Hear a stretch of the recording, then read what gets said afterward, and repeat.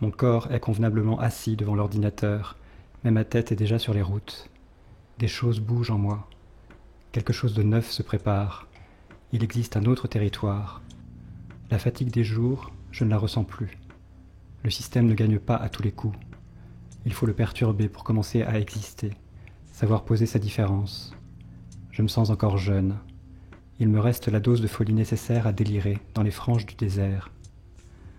Je ne jouerai pas les victimes expiatoires, sans moi les objectifs à atteindre, sans moi la mesquinerie de bureau, sans moi les vieilles rancœurs, sans moi les rêves mutilés. Je n'ai pas encore capitulé. Une ardeur nouvelle me pousse à délaisser le triste pavé pour me jeter sur les routes. Il me reste des montagnes à gravir, des dunes à dévaler. Il y a encore un monde à gagner. Mes jambes sont robustes, mes forces presque intactes. L'heure est venue de remettre mon corps en voyage. Viens, comme on mange et se lave, avec des gestes plus vieux que soi. Je prendrai tes noms, tes langues entre mes mains. Je prendrai les tics goudronneux de ta mémoire, changés en eau, et tu boiras. Repris par l'ancienne fièvre, j'étale une carte détaillée de l'Afrique sur le faux parquet du séjour.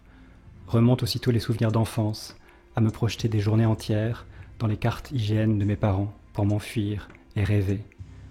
Me revient aussi l'image du corps penché de l'enfant dans le voyage de Baudelaire, l'élan vital qui, à la clarté de la lampe, palpe le tracé des reliefs, des fleuves, des côtes, des frontières.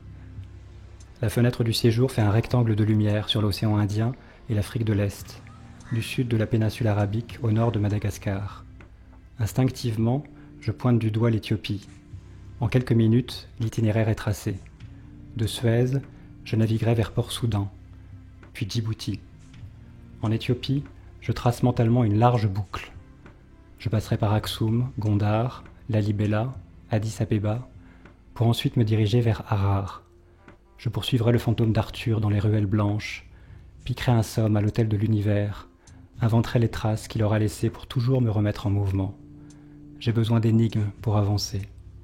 Enfin, je m'enfoncerai aussi loin que possible dans le désert du Danakil, dînerai à la clarté d'un croissant de lune oublié de tous, indemne, hors d'atteinte, enfin maître de mon temps. Je parlerai aux pierres, aux ombres immobiles, je m'efforcerai de redonner vie aux signes. Le vrai voyage est un poème. Être là, comme cet arbre, comme ce caillou, ni plus ni moins. Célébrer ce qui se tient là, aimer, aimer tout de suite. Merveille que de vivre ainsi. La fuite, le train de tous les instants, les brefs éclairs qui nous justifient et nous gardent jeunes, l'idéal sans trop y croire. Et les fragments déchirés qu'on emporte pour que ça ne pèse pas trop dans le sac de toile. Et les soleils vifs qui font battre le sang.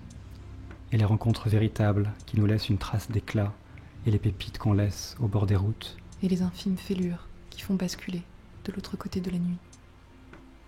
La chance m'appelle, elle a changé de côté. À nouveau je me mets à y croire.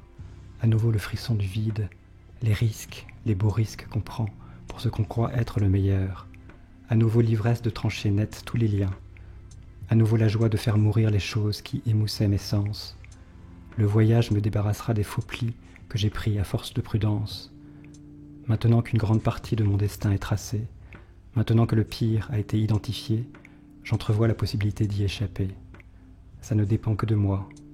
Je dois me transporter ailleurs, et encore ailleurs, aller toujours un peu plus loin, vers la lumière, toujours plus de lumière, jouer au fugitif, disparaître à nouveau, dans un hôtel borgne du quartier de la gare, dans une maison blanche au bord de l'eau, dans la clairière de mon enfance au bout du sentier, dans le vert des collines, dans une cabane abandonnée quelque part entre l'Ukraine et la Pologne, dans un grand hangar soyeux vers le nouveau souffle, dans la poussière d'or du soir quand le ciel s'invente et que les nuages projettent de grandes ombres. Là-bas réapprendre l'aventure, une aventure à hauteur de ma jeunesse revenue.